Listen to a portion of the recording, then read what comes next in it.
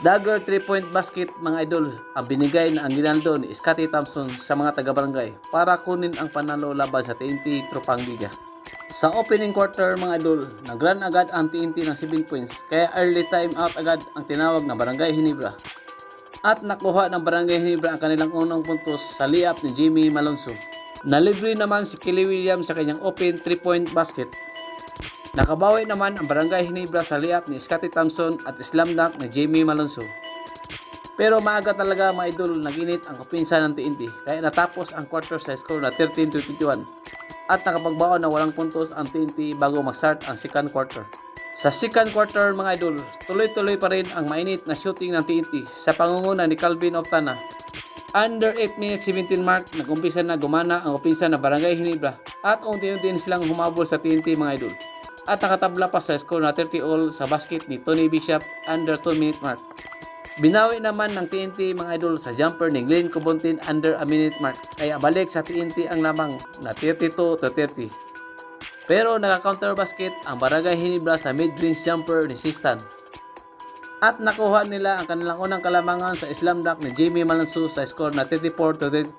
Kaya biglang nabuhay ang mga fans ng Barangay Ginebra. Pero nakapag-buzzer beater si Glenn Cobontin bago matapos ang second quarter kaya tabla ang score sa 37-all.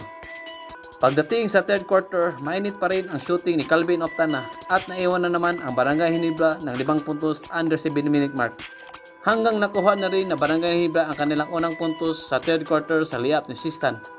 Pero naka-back-to-back transition layup ang TNT mga idol kaya umabot na sa 8 puntos ang lamang ng TNT under 6-minute mark. Kaya napatawag ng timeout ang Barangay Ginebra para pigilin ang run at momentum ng TNT. At doon na naka-counter basket ang Barangay Ginebra mga idol sa underneath basket ni Sistan at layup ni Stanley Pringle.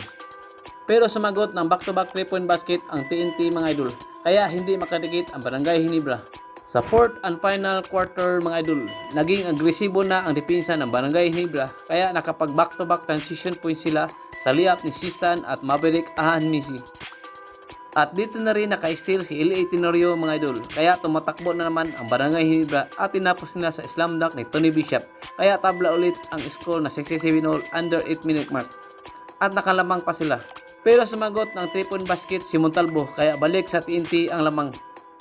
Under 4-minute mark mga idol, nakuha ulit ng Barangay Ginebra ang lead sa floater basket ni L.A. Tenorio. Under 3 minutes remaining mark mga idol, dito na nag-umpisa mag-takeover mode si Scottie Thompson. Naghalimaw sa kanyang offensive rebound at nakaputback sa missed triple ni Maverick Ahanmisi.